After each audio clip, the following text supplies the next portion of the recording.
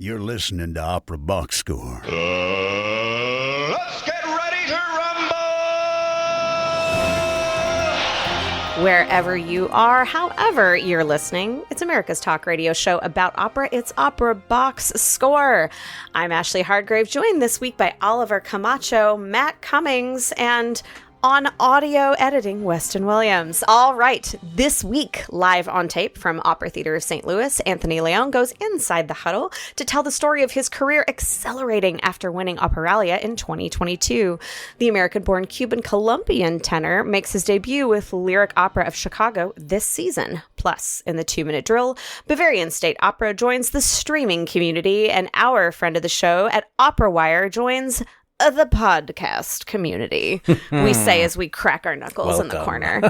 Make sure you subscribe to our podcast on Spotify. You're going to click follow on Apple Podcasts. You will hit that plus sign. You could also email us your hot takes by writing to mailbag@operaboxscore.com or upload a voice memo using the You Got Something to Say tab on our website, operaboxscore.com. However you contribute, you will get an OBS beer coaster, an OBS lapel pin, and a #1 OBS fan foam finger just for sharing your own hot take. I'm holding mine right now. This is another very interesting vintage of OBS recording. The Oliver, Ashley, Matt trifecta. The triumvirate, if you will. That's correct. Mr. Oliver Camacho, the one, the only. How are you today? I'm interesting. I've been working all day long, and today is the first day of Wimbledon. And if I had my druthers, I would just take the 2 weeks off and just watch. But I have to, make ends meet. So I missed everything today. But as soon as we're done recording, I'm going to watch. And it's very hard to not be spoiled. I actually was looking at my email just as you were logging on, and I saw a headline that said men's upsets everywhere. Upsets in the men's draw everywhere. So that's very scary because I know that Carlos Alcaraz played today. And I'm scared because he is set up to meet Jannik Sinner in the final if he gets through his section of the draw, which will be very exciting. So by the time you're listening to this podcast, folks, my heart will either be broken or I will be jubilating. Just to confirm, Oliver, a Sinner final doesn't mean that he has to play his own identical twin, right? Speaking of upset men, Matt Cummings, how are you? Oh, I'm so good. It's been so long since we did this, you and me. I know. It's been a minute. The Tonys have happened. So much has happened since I saw you last. Audra's Tony got stolen right out of her hands. What? It was... Yeah, that's a Wait whole... a second. Was it Nicole Scherzinger got it or something? Okay. It was. But when you first heard it, you liked it. Oh, yeah. No question. And I've had this conversation more than once about how her performance in Sunset was so striking and moving. But that was before I knew that Audra McDonald was going to star in Gypsy, and before she was going to wipe the floor with every Broadway person before, since, and in the future. Her performance was really not on anyone else's level, and I say that as the world's foremost fan of Megan Hilty. Because the only other outcome that I was rooting for as much as an Audra win would be for Isabella Rossellini to go on stage and channeling her mother say, "It's a tie," that Megan Hilty and Jennifer Simard had tied for Best Actress in Death Becomes Her. But alas, wasn't to be. That is an alternative timeline, but I think we're all wishing for some alternative timelines as of late. My stuff this week, we just had... As I last was on this show, I spoke of my newly acquired love of rugby. And the Chicago Hounds, my beloved Major League Rugby team, did win their first home playoff game. Sadly, they did not win their second playoff game. And the Major League Rugby Championship was this last weekend. And congratulations to the New England Free Jacks, who won the Major League Rugby Championship. If it wasn't going to be my Hounds, I guess New England is fine. Also, that same day, I got a chance to go to the Pope Mass over at Sox Park, which was absolutely hilarious and incredible. 30,000 Catholics getting very excited about a video message from Pope Leo, and the most insane praise and worship service I've ever seen, including a communion for 30,000 people. At any rate, that's not what the show is about. It's about other things. So why don't we talk about those? Let's talk some opera. Huddle up. Let's go inside the huddle. Anthony León had an amazing year starting in 2022. He had I think, just completed his young artist season at Santa Fe. And then he went on to compete in the Operalia competition, which he famously won both the Opera Prize and the first prize and the Zarzuela Prize. That same season, other things happened to him, including winning the Lafont competition at the Metropolitan Opera. We have been keeping track of him. We've been talking about him throughout this time, but I didn't get a chance to hear him until last summer when he made his debut at Ravinia Festival singing the critical role of Arbace in Idomeneo. Who among us hasn't learned that tenor aria? I mean, I got on board that when I got to hear him at Ravinia. When you listen to his voice on YouTube, he doesn't have any commercial recordings yet. You hear the beauty of his tone, but what you don't really get from really any recording is how well his voice carries in a space. It's a beautiful tone and it's not pushed at all. And it really just like soars and sings. And it's such a sweet, sweet voice, like a Tito Schipa or like a Cesare Belletti, these types of, light lyric tenors. So I'm a super fan now. I was just at Opera Theater of St. Louis where he sang Lysander in A Midsummer Night's Dream before we joined this Inside the Huddle. Here is a bit of that prize-winning performance of Je Crois Entendre from Pearl Fishers from the 2022 Operalia competition.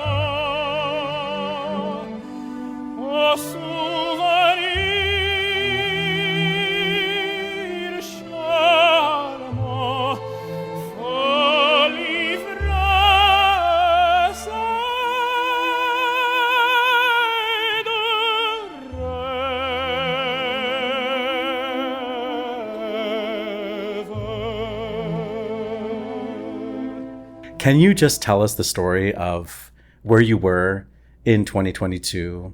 Let's go back to your Santa Fe year and what has happened in between, and like what are the contracts like now? What are all the offers that are on the table now? Sure. Well, first of all, it's a pleasure to be here. Thank you so much for having me, and thank you for your kind words. And it's an honor. I love it. I've heard a little bit of this podcast before, and it's a great format, and I love cool. it. It's great. It's great work. But yeah, 2022 was kind of a monumental year in my life. It was the second summer that I was an apprentice at Santa Fe Opera. And my first you were like summer, Remendado or Don Caire or something. I was that summer. Yeah, I was playing Remendado in Carmen. And that amazing Carmen. Yeah. Right. Yeah. That one, yes. Yeah. And I was covering Fenton. Okay. Eric Faring. Yeah. Okay. Yeah, I was covering Eric Faring, exactly. Okay. My first summer was 2021. Mm-hmm. And when I got to Santa Fe in 2021, I had just finished my master's at NEC. Mm-hmm. After the pandemic, we were wearing masks. Even though it was outdoor, we were still wearing masks. Everybody was wearing masks. And I was kind of getting back to it. It was like the first thing, because it was outdoor, it was the only thing happening. And I was going through different rep. Didn't have such an identity yet in my voice. I was still flirting with some higher leggerissimo roles, more Rossini roles, things like that. Still singing a lot of Mozart, but I had some work yet to do. And I went back to NEC for an artist diploma year. And then I went from there to Santa Fe for my second summer in 2022. And for some reason that summer, everything really clicked for me. I was, when you are a young singer, I still feel this way. Like every 3 to 6 months, your voice kind of changes, and being at NEC and being able to work with my teacher Bradley Williams, who I still see, he helped me really figure it out along the way. And also in Santa Fe, you get so much coaching from so many amazing people that come in. I coached with Susan Graham and Dr. Stephen King, who later I studied with at LA, and Nova Thomas and Donald Palumbo, and all these amazing people, Bob Tweeton. And I've always loved that. I always enjoyed that. And I responded really well to that, I think, all the different types of input and everything from my voice. And I think it started to make a little bit of waves, a little rustling over there. And so I wanted to get to 2022 and come back and hit it really strong, But before I went to Santa Fe that summer, I was taking a vacation in my hometown of Riverside, visiting my family from Boston. And while I was there, I contacted LA Opera because I was supposed to do an audition for them in March of 2022, but I got COVID, so I couldn't do it. Fast forward to May, they still hadn't found a tenor for their program. And I didn't know that, but I just reached out to them like, hey, I'm in town. If you still want to hear me, I would just love to sing for you. Because it was always a dream of mine to be a young artist at LA Opera. I grew up going to LA Opera. My first opera experience ever was when I was a toddler there at LA Opera and Dorothy Chandler. And I remember whispering to my mom, like, what's going on? And while I was whispering, some lady in the row in front of us turns around and be like, shut up. Yeah, of course, yeah. But I remember... welcoming. The so welcoming. Audiences. Yeah, the opera audience. They love seeing children. Yeah. Absolutely. And so then they responded to me and they said, yeah, we would love to hear you. We still don't have a tenor. And so I was like, great. So I went to LA and I auditioned for them. I didn't really think anything of it. It was just like a, hello, this is who I am. Thank you for letting me sing, Well, I'm about to go to Santa Fe after that. And I get a call from Joshua Wintergrade who said, we loved your audition, but we want Dr. Stephen King to hear you because he's kind of runs, he's kind of the centerpiece of this young artist program. Go to Santa Fe and work with him, and we'll see what happens. Whatever he says, we'll go. And so I went to Santa Fe, and he was there like the first couple weeks. I worked with him, and we really hit it off, and he was really on my team right away. And 2 weeks later, everything kind of happened at once for me. I got a call from LA Opera that they wanted to hire me as a young artist.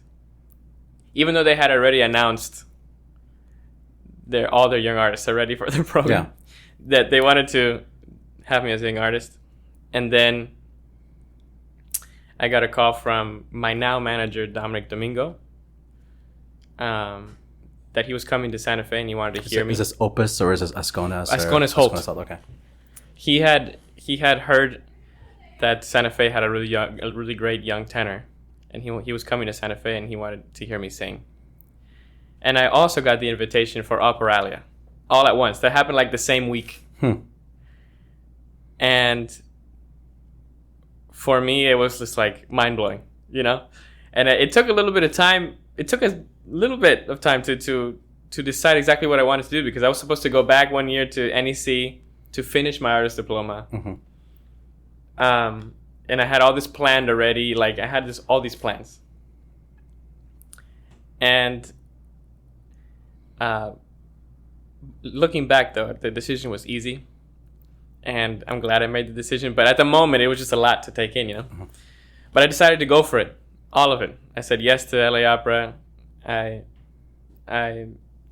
told NEC I wasn't coming back. I moved to LA after Santa Fe, but I did committed to that. I said I wanted to sing for Dominic and that I was going to Operalia, and all the while singing in Santa Fe, and it was a fantastic summer for me. I mean, I think singing Fenton, covering Fenton, and singing the Verdi style, really, my voice really found a home in that. You were opening up more. Yes, my voice opened up in that, and I was like, oh my God, I need to Yeah. sing more things like that. No, I mean, so this is part of the conversation too, is that Yeah. there's video of you out there, and I've heard your Operalia stuff, and I didn't really understand what you offered until I heard you live singing like Arbace or something like that in at Ravinia. It's like not, Oh, sure. It's not really a role, but you know. Yeah. But I got a chance to hear your tone in the house, Yeah.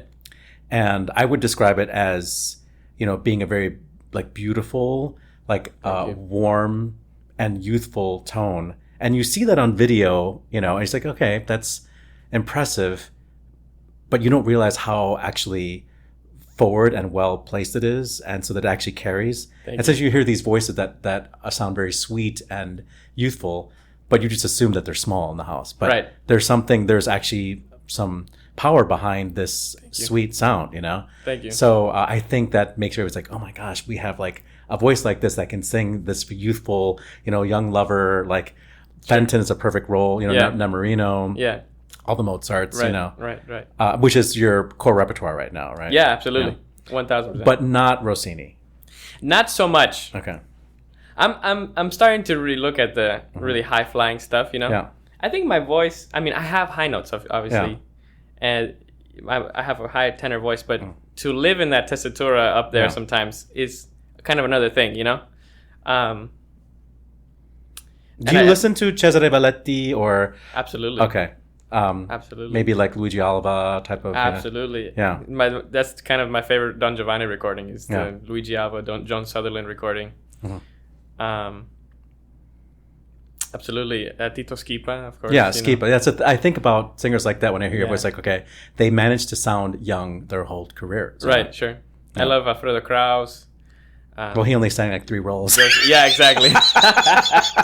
He stuck to his guns. yeah. But he was able to sing them until Yeah, he so died. it was like 90, yeah. So, You know what I mean? yeah. So can we talk about developing your tone? Was that something that you already had, or did you like, was there a teacher or a technique that you, it's like, oh, okay, this is what, and you said like the Fenton opened you up, so. Yes. As far as tone goes, I've always been a really good mimic, and I think part of that is because I had a particularly nurturing environment growing up for an opera singer, because my mom is a soprano, my dad is a tenor. Okay. Even though they're in medicine, my mom is a psychotherapist, my dad is a PA, and now he's in hospital administration. But my mom has 4 brothers who they're all doctors, and they're all operatic tenors. All of them. I should create a family band. We did have a family band. Okay. We were all involved in church a lot, and Okay. and my grandparents were pastors and stuff. So my grandpa, being Cuban and a great businessman, and also a pastor, and also, you know, in his great big musical family, would call the churches and be like, "Hey, listen, we're gonna put on the whole program. Yeah. I'll preach, and my family will do this show." You know, this whole program. So we would go touring church to church, and we had family wind ensemble, family Wow. choir, and then we do solos, and just the whole family just putting on like, we could go hours doing a concert. So I grew up like that, and then also like, you know, we go over to my uncle's house on the weekend, and somebody would sit down on the piano and start playing, and everybody would start singing opera arias and Spanish songs, and my favorite video growing up was the 3 tenors. And Andrea Bocelli, and I would stand up in front of everybody like at a family party and just start singing La Donna Immobile. I was like 2 years old. So you never had problem being on stage? Well, it's funny you say that, because I always loved it, but the attention all of a sudden kind of freaked me out, and I didn't want to sing until I was in high school again. My mom knew I could sing, and she would try to put me in voice lessons, and I would cry, and I would punch my brother and beat him up or do anything to get out of the voice lesson, because I just didn't want it, you know. But I was in piano since I was 4. Okay. I played the saxophone since I was 11, and I concentrated on that for a while. Always music, but opera always called to me. And like in junior high and high school, I would go upstairs and be working on my homework, you know. But I would actually be in the closet listening to the 3 tenors. And I would be singing in the closet, trying to mimic them. And for a high note, I would grab a sweater and sing the high note in the sweater, because I didn't want my mom to hear that I was hitting high C's. You know? And so in that way, those great tenors of the past are kind of my first teacher. So you learned how to cover when you were 15 years old? Yeah. Okay. I didn't learn this till I was like 30. How to do this? Yeah. My problem was covering too much. Yeah. Because I had this noble sound, but it was very much in my throat, and kind of, to open it up and expand it is what I've been working on. But I had that mimic sound, Yeah. I knew how to mimic an opera singer for sure before I took my first lesson. And so then finally in college, I was a senior in high school going to college, and then my parents were like, "So what are you going to study? What's going to be your major? What do you want to do?" And I said, "Well, I'm going to do pre-medicine, like my uncles, but my major is going to be vocal performance." And they were like, "What? But you don't sing. You never taken a lesson in your life." I was like, "Yeah, but it's kind of now or never, All the while, I knew how I could sound because I was doing it in the closet. The sweater knew, yeah. The sweater knew. And so I signed up for a competition, Promising Young Artist competition. I sang some Handel. I sang Caro Mio Ben and Estrellita by Manuel Ponce. They gave me some money, and I started studying that way. And then about a quarter into my freshman year in college, I was failing biology. But voice was opening all the doors, and people were telling me, "I think you can do this. If you have a plan for a tenor, an alumni of where I was studying at La Sierra University in Riverside, he told me, if you have a plan for your life, fantastic. Follow that plan. But if you don't, I think you could really do this." And at the time, I was like, "I do have a plan. Thank you very much. I'm going to be a doctor, yada, yada, yada, yada." But then that started the gears grinding, and singing opened all the doors for me. And so that was my sign, It is just, I mean, this is, now that I wanted to ask you these questions in this way because I wanted the audience, the young audience who are trying to become singers, to understand that there are people who just work really hard, and there are people who get the right teacher or get the right experience. But it seems that this was a destiny for you. Looking back, and all the professional, the industry leaders say yes. You're not even 30 years old yet, and they're all saying yes. Yeah, just not everybody's experience. So right. I don't know if anybody could actually follow your path. It was the perfect storm for me, for sure. Yeah. Of course, there's hard work. Of course, mentorship. If there wasn't anybody to guide me, I wouldn't be where I am. Yeah. But for me, it was really the passion. I felt like I was called to this music. Yeah. And looking back, it is kind of a sort of destiny. I had a sign that was, for me, a spiritual sign, like a sign from God, you need to go through this door. And also, I was just already prepped for it because I had the support from my family. I still have the support from my family, which I know so many people don't have either. I have the full support of this village who loves music. Yeah, your family are also musicians and professionals, so they understand what you're sacrificing for pursuing this. And I don't take that for granted any day. It makes an enormous difference. I need your mom to talk to my mom. So. They can also be some great critics. Yeah, but I love that. And also it was just the love of listening to opera, the love of the music. I listen to opera every day. I know a lot of opera singers that don't. Because they're tired of it after the show. And I can understand. Sometimes I don't want to listen to opera either. But what I listen to 90-something% of the time is opera and podcasts. Okay. That's what I listen to. Well, we do eventually have to talk about your experience here at Opera Theater. Yeah. But I know that you've already had some interesting summers in your early career at X and Salzburg. And here on the podcast, with summer, so we're talking about summer festivals. I just want to hear about what X is like from the artist standpoint. What is the experience like? What is the community like? What is the audience like? Well, I love the Aix-en-Provence Festival. I think it's the little town of Aix is so charming. It's so beautiful. The vibe is great. It's hot as hell, but it's so hotter than St. Louis today. I don't know about that. It's very similar. Yeah. It's very similar. It is really hot in St. Louis right now. But it is kind of the same thing, a little humid and very toasty. but all the shops and the boutiques and I love the vibe. I love the Mediterranean vibe. And the festival is just very, how would you say, the vibe again, just the vibe, the feeling of this beautiful like camaraderie. Yeah, you were telling me there was like a place where you hang out with like other artists, absolutely, that are in a different show than you. Yeah, there's a festival bar that they have. Okay. That is open during the festival, and after every show, usually all the artists, not just the singers, but the costume designers and the back and the stage managers and everybody comes to the bar, and we all hang out, and they have food and some drink all the time, and it's so cool to be able to see your friends and build new friends, hang out. It's a warm summer night, you know. It's just do audience members approach you while you're there, like that saw you sing?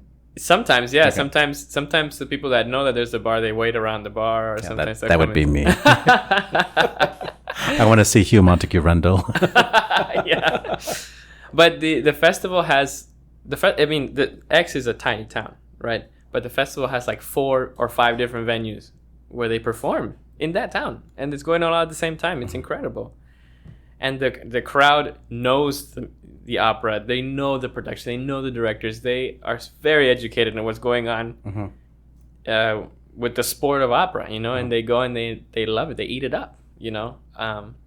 Having worked now in Europe as well as in the U.S., do you feel like, yes, you're still building your own brand and your own, like, I don't know, aesthetic, that there is an aesthetic in Europe, especially in France, that we don't necessarily value those qualities in American presentation of music? Sure, there's definitely differences, right? Mm-hmm. Yeah. I mean, I have my own interpretation of it, and I don't want to characterize your answer, but I'll just say that like Americans really value technique. Americans value vocal technique. Sure. And I'll leave that there. But you have it, so. Sure. No, you're right about that. We have great training in America, right? Mm-hmm. When we are trained, yes, technically very well, I would think, you know? But we also are trained, every American singer has been in the studio with their tenor, mm-hmm. or with their teacher. In my case, he was a tenor, so that's why. But with their teacher, and the teacher says, sing like you are at the Met. Sing for the last row of the Met. Yeah, exactly. Every singer who has trained here knows that, because that's what they say. Sing like you're singing for the back of the Met. So everybody, they want to hear you sing with all your voice all the time. Right. Like this big sound. Mm-hmm. And, the Met's a big place, and they like big voices. That's why they bring big voices. It's a big place. Mm-hmm. But in Europe, mm-hmm. if you go over there and you start singing like that, most of the time they'll be like, why are you yelling? Like, wait, well, hold on. You're singing way too loud. Yeah. This is piano. Yeah. And you're like, oh, but I thought piano was relative. It's like, yeah, relative, but it's piano. Piano is piano. And they really, when it says, like in Mozart, for example, mm-hmm. when it says sotto voce, mm-hmm. they really want you to whisper. Yeah. They really want off sotto voce. Yeah. Yes, under the breath, but off the breath. They want that sound. Yeah. See, that's I would be very successful here. That's all I do, people. But they want that musicality, They want the finesse mm-hmm. of the art. Sometimes in a way it could be very edgy here in America. Mm-hmm. And it's just the kind of a different style, different ears. They prefer elegance, they prefer finesse, they prefer musicality mm-hmm. than athleticism and a really, well-produced tone or voice. Sometimes they will sacrifice that for the musicality and for the dynamics, for the interpretation, the acting even sometimes. Yeah. In America, we kind of go pedal to the metal. Yeah. And we produce those voices, which is also why Europe also likes American voices, because a lot of American singers really know how to sing well. Yeah. But if you can find the American singer who has the technique, but who also can have a sweet sound and do the finesse, that's like gold, you know? Right. And also Americans, they throw everything at us, and we're like, we're trained like, in opera and art song, and we're like, if you're a young artist, you're from 9 a.m. to 11 p.m. And everybody has to be hungry for it, and you're like this, and you have to learn how to do like musical theater and American songbook. It's like everything, and in Europe they don't do that kind of training. So when we go to Europe, we're like, give us everything. We're ready to rock, we're ready to work, and they love that. I didn't prepare you to answer this question, but now it strikes me, you present very Latino. Do they see you as American when they first meet you? That's a good question. Especially since your last name has an accent on it, León. Yeah, I think I'm kind of a ethnically ambiguous person in Europe. I could almost say I'm from anywhere in Europe. Mm-hmm. Like I could say I'm from Spain or Italy, or I get like Middle Eastern all the time, like Turkey or whatever, and they would believe me. Okay, But because I speak Spanish and because I speak Italian and they do know I'm American, but I can connect with a lot of people more easy, for sure.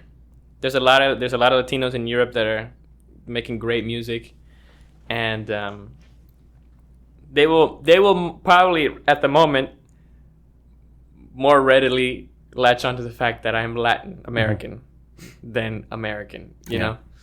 And it's a little bit of a, it's an advantage to be able to be a multicultural person. Funny how it's an advantage right now. Right now. Yeah. Yes. Maybe 30 years ago. Right. Yeah, absolutely. Yeah. But right now it's an advantage because you can make more connections, with different people and really,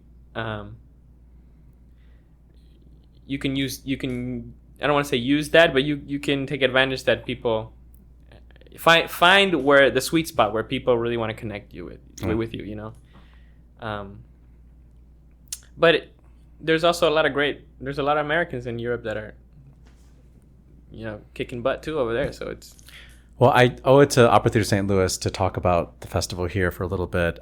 This is my second year here, and the staff is incredible and the hospitality is amazing, and like they really take care to understand who is in attendance and honoring their patrons and celebrating, and then there's these really fun events after the opera where you're just like mingling with Patrick Carfizzi, just like it's amazing. So what has your experience been like so far here at Opera Theater? Oh, it's been great. I came in 2021. It was like the first thing out of the pandemic to record the Barber of Seville for Opera on the Go, like a 30-minute abridged version of it in English, and we filmed it not on stage but with this like LED 3-wall panel set, and because it was still COVID like restrictions. It was still COVID restrictions. Yeah, we were wearing masks, not for this performance, but if we weren't on the set, we were wearing masks. And since then I've been wanting to come back, and we've tried a few times to come back and I haven't been able to. And finally, we found the right thing to come back, and I've been so happy to be here. I love A Midsummer Night's Dream too. Mm-hmm. It's such a great piece. It's so magical. Yeah. It's so magical. Yeah, it's one of the great ensemble operas. Yeah. Where there's no such thing as a small role. No. And it's just so magical, like you said.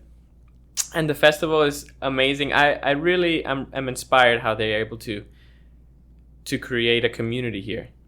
They have a community of people who support the opera so much. They're here for before the show, having a drink on the lawn, after the show, mingling with the artists. They invest in the opera, but also in their community, and they created this beautiful little pocket where people can enjoy the summer and the opera, and it's just really inspiring to see how they built that, and it's a wonderful crowd, and like you said, the staff is so nice, and it's been special also that I get to do this with a lot of friends. Me, Teresa Parada, who's playing Helena, Theo Hoffman, I love him so much. Ben Brady, who's playing Bottom. Me, Teresa, and Ben were apprentices in Santa Fe, Me and Teresa both 2021 and 2022. And with Ben 2022, we were all there together. And we were apprentices, and now we are principal artists here in St. Louis. And so it's really special to go through the ropes with these people and to succeed and to see each other and to keep working with each other. And that's one of the special things about music and about the opera community, is that you bump into people, you work with people, and those people are around you for your whole career sometimes, you know? And it feels like opera theater is very good at identifying people who are exactly where you are in your career. It's like the next thing is going to be even bigger, you know? But like, this is like the right before you explode. You're at Opera Theater St. Louis, you know? Look at Julia Bullock's pictures, like, you know, hanging there in the lobby, you know, and she just she got to sing Cleopatra at the Met, like the role written for her, you know? Right, So, yeah, absolutely. Absolutely. well, Anthony, I wish we had more time to talk, but it's been really great to meet you, and I'm looking forward to hearing you tonight. Thank you so much. It's such a pleasure to be here. Thanks for having me.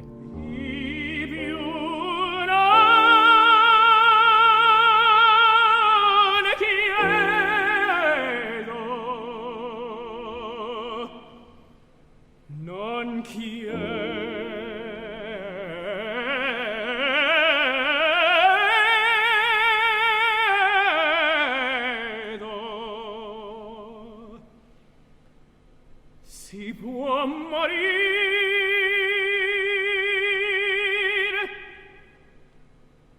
ah sì, morire.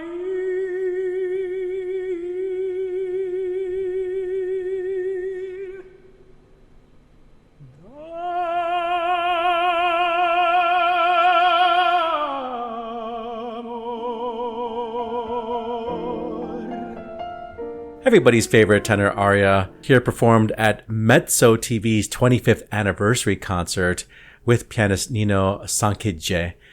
My thanks to the team at Opera Theater St. Louis for treating me so well during my stay last weekend, and thanks especially to Anle, who connected me with Anthony in the beautiful offices of Opera Theater St. Louis. You can learn more about Anthony León. We'll put a link to his website, but you all know how to spell.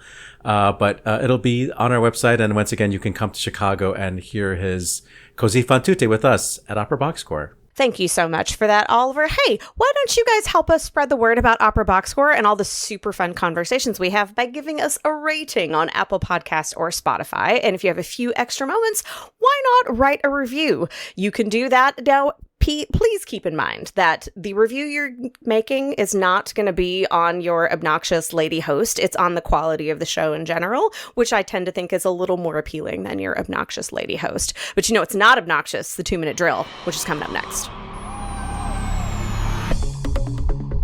This just in. The 2-minute drill. All right, listen up. Here's everything you need to know about what happened in Operaland this week. A group of Democratic senators led a one-night takeover of the Kennedy Center to celebrate Pride Month, in defiance of the center's move away from quote-unquote woke programming. The event, titled Love is Love, featured Broadway stars John Cameron Mitchell, Jelani Remy, Lisa Crone, and Andrew Lippa, as well as the Gay Men's Chorus of Washington. "This is our way of reoccupying the Kennedy Center," said Colorado Senator John Hickenlooper. "This is a form of saying, we are here, we exist, and you can't ignore us. This is a protest and a political act." In incredible that this hasn't happened yet news, the Bayerische Staatsoper is launching its own streaming platform, staatsoper.tv. Whether grand opera, top-class ballet, or symphonic masterpieces, viewers can experience selected productions live and on demand, said the company. The platform also provides access to historical recordings, concert recordings, and exciting new formats. Not to be outdone, OperaWire is launching a podcast. This new podcast will give us a chance to expand our video and audio content and give you a richer look into our thoughts about the opera world. We will also have guests who will lead to interesting and compelling conversations, said friend of the show, OperaWire co-creator Francisco Salazar. Again, as we crack our knuckles in the corner. The Korean National Opera Union has fought back against the country's Ministry of Culture, Sports, and Tourism and their proposed relocation of the company to the provinces with the world's most powerful weapon, an open letter. The union is demanding the, quote, immediate halt to the plan, saying, "It fundamentally threatens the continuity and integrity of the arts, the livelihood of artists, and the identity and very purpose of a national cultural institution. The Korea National Opera Union will resolutely resist this reckless relocation plan. MCST must change course now and fulfill its responsibility to protect Korea's artistic ecosystem." In major awards news, composer Dina Pruzhansky and librettist Hai Ting Chin were the winners of Atlanta Opera's 4th annual 96-hour opera for a 10-minute scene from their work Rose, Tree, Rosenbaum, and Lee, which explores the dissolution of cultural divides as the Jewish Holocaust survivor and an American-born Chinese woman support their children's interracial relationship.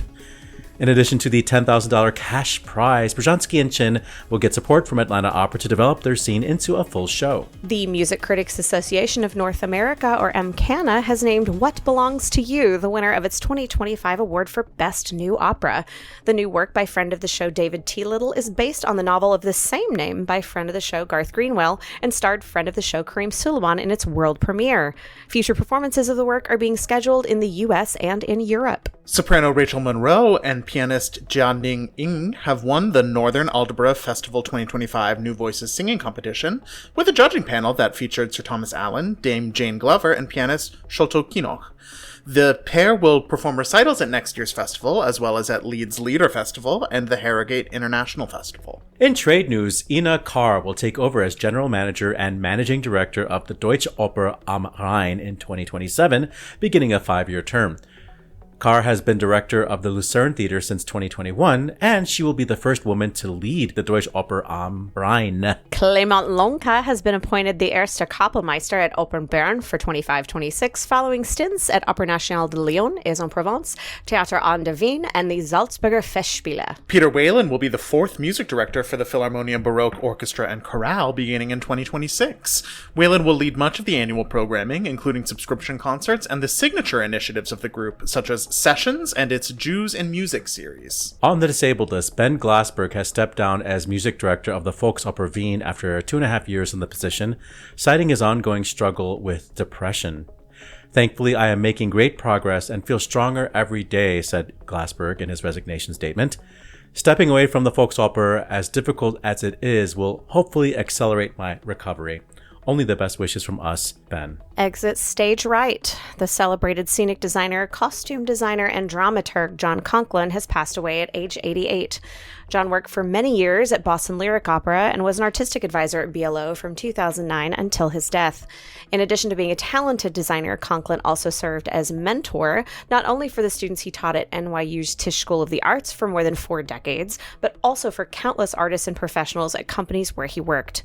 A link to Boston Lyric Opera's tribute can be found on the webpage for this episode at operaboxscore.com. Soprano Margaret Neville has passed away at age 86 after being diagnosed with an aggressive brain tumor. A frequent performer of soubrette roles like Gretel, Despina, and Frasquita at Covent Garden, Neville also appeared at houses such as Glyndebourne, the English National Opera, Scottish National Opera, and Oper Köln. And on this date, June 30th, first performances include Antonio Draghi's Themistocle in Persia in 1681 in Vienna. Another one for Draghi, this time L'amare per virtù in 1697. And in 1767, it was the first performance of Giovanni Paisiello's Lucio Papirio Dittatore. Birthdays include French composer Florimond Ronget, who was better known as Hervé in 1825. He popularized French operettas in the 19th century. 10 years later, in 1835, German operetta composer Johann Brandl was born.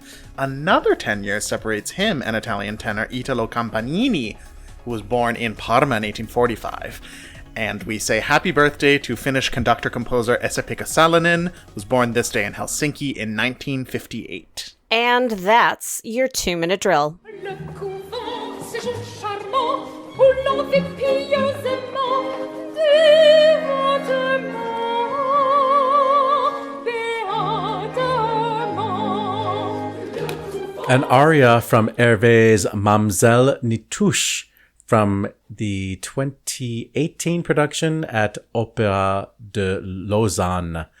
Sort of slim pickings for outro clips. Not a lot happening at the end of quarter 2 in opera history. Yeah, that's okay. That's okay. This is the dog days of opera, but we're going to be actually Santa Fe Opera just started, so we're going to have content from Santa Fe beginning next week. That is fantastic. You know what else is fantastic? When a bunch of American lawmakers decide to hold a "You Can't Sit With Us" party at the Kennedy Center. I mean, they're doing their best. Question mark? They're doing their best? They're trying to either pass or, depending on which side of the aisle they're on, not pass an enormous budget reconciliation bill right now. So I can understand why they wouldn't want to be too far away from the Capitol, even at the end of Pride Month. But, or they might want to be at the beach, but I don't see his name on that list. I probably not. I mean, this does read like a who's who of people I want to hang out with. Hickenlooper, Baldwin, Rosenschatz, Liz Warren. I mean, sign me up. That sounds like quite the party. I'm not sure it made much of a splash or any sort of an impact whatsoever, but points for trying. They're billing it as a Kennedy Center event to get headlines, which is great. Headlines are great. It was, however, a 144 person venue in a lecture hall at the Kennedy Center and not officially affiliated with it. According to Rick Grinnell, which we always take with not just a pinch, but several handfuls of salt. They booked it claiming that it was going to be a talent show and that would have been an acceptable use of it, but not this Pride concert. Oh, the fact that it was in a lecture hall, that escaped me. So, yeah. Well, cool. And coincidentally, that was also the type of space in the Kennedy Center where the current administration was complaining about the drag queens that were being performing at the Kennedy Center. Can the entire Washington Gay Men's Chorus fit in a lecture hall? I mean, it's Pride. They're doing a lot of run-out gigs, so they're putting chunks of chorus hither and yon. At least the Chicago version is doing that, so I would imagine Washington is probably doing that as well. It will also come as a surprise to no one that this was co-headlined by one of the producers of Hamilton, as you might be able to tell from the title, Love is Love. But permission to live out granted for those of you who need something to hang your hat on in a week after week of just horrible news. Speaking of Love is Love, our lovely friends at OperaWire are getting into the podcast business. How about that? Like that they don't have enough to do. I feel like they're too busy writing up reviews of every opera that's being performed anywhere. I smell a crossover episode. That's all I'm saying, because there needs to be one on their feed and we need to have on our feed. Salazar, you better be calling us. So we can share our 266 constituents with them. Hey, that's almost double how many people went to Love is Love. So, hey, one of them's got to like sports at least enough to talk about it on our show. No, they're good guys. I appreciate them, and they're just trying to. I mean, they've made a place that everybody goes to now. Like, it's if you're an American looking up a story in opera, that's where you're going to find it. It's going to be your first hit. I mean, they're definitely masters of SEO, if nothing else. Yeah. But also a lot else. Speaking of hits, do we want to talk about our friends of the show getting awards for Opera of the Year? Yeah. How do you say that? MCANA? No, that, we had Garth Greenwell on just because I loved that book. And when I found out it was being turned into an opera by a friend of the show, David T. Little, I was like, oh. And then when we found out Kareem Suleiman was singing, it's like, oh. So maybe they're getting this award because of 3 creators of this show were guests on Opera Box Score. Maybe it's like actually like the MCANA jury listens to Opera Box Score and they say that is what they call synergy. And maybe we're going to be one of the exciting new formats premiering on the Bayerische Staatsoper Staatsoper.tv.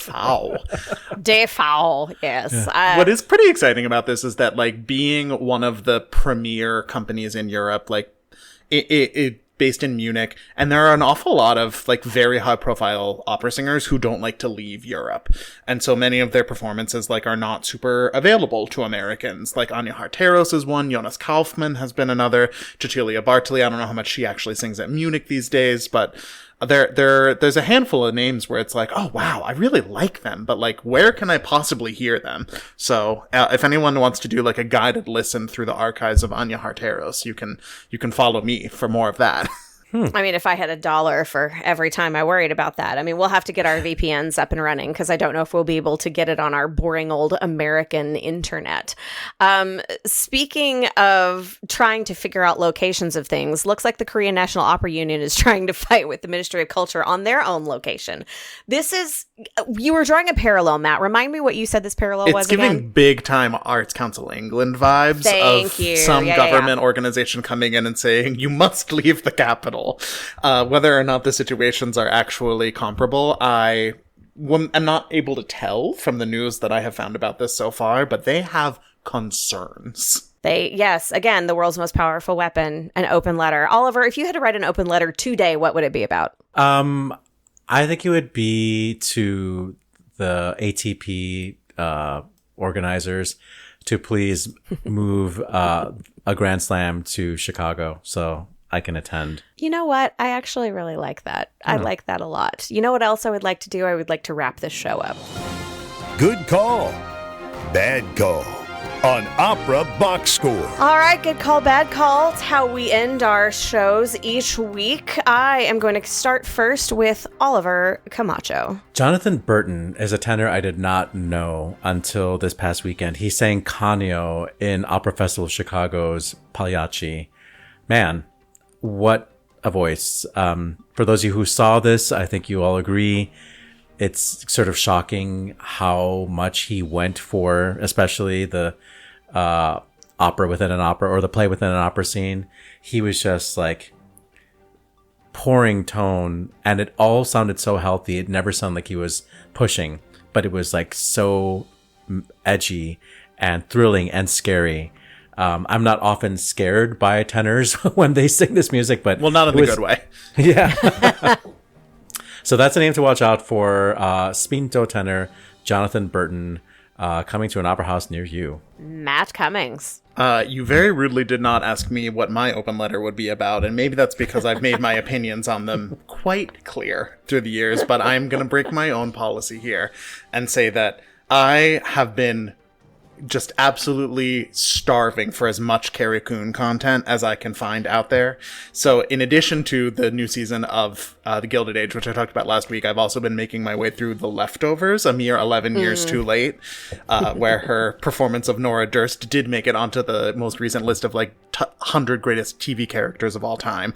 And I'm not surprised because she's amazing. So my ask to you listeners is any other Carrie Coon recommendations, I will take them. I mean, my best recommendation, I could recommend literally anything of hers, but her final monologue in the season finale of this season's White Lotus is enough to just rip your heart out and put it on the buffet table in front of you and let it beat on its own. Yeah. She's everything. I've got a fever and the only prescription is more Carrie.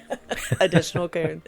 My good call this week is for most women of a certain age, most Gen X millennial cuspers.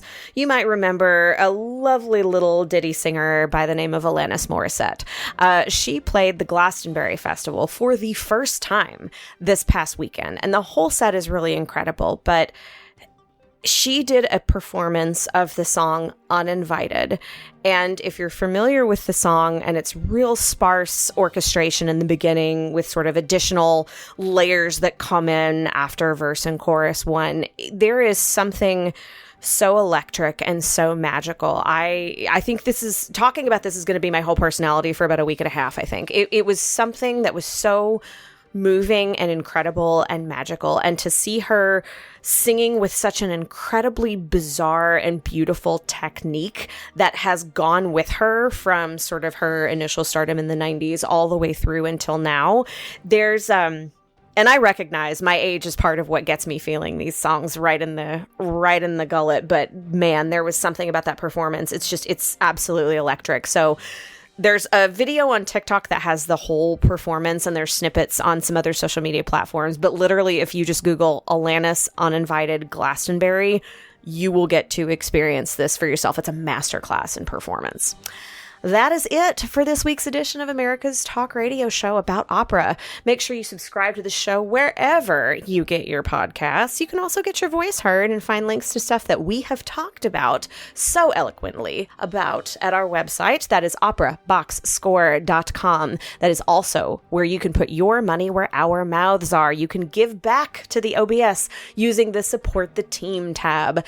Your announcer is Norm Waddell. Your creative consultant is Oliver Camacho. And your Our audio editor is Weston Williams. The executive producer of OBS is the George Cedarquist. For co-host Matt Cummings and our guest Anthony León, I am Ashley Hargrave, asking you to continue to give Opera Box Score the first right of refusal for the conversation about opera before hitting up the OperaWire podcast. We are back with an all-new show next week when soprano Jacqueline Stucker goes inside the huddle from Santa Fe, where she is set to make her debut as the governess in The Turn of the Screw. Plus, you'll get more opera headlines, more hot takes, and more woke programming in lecture halls. Join us.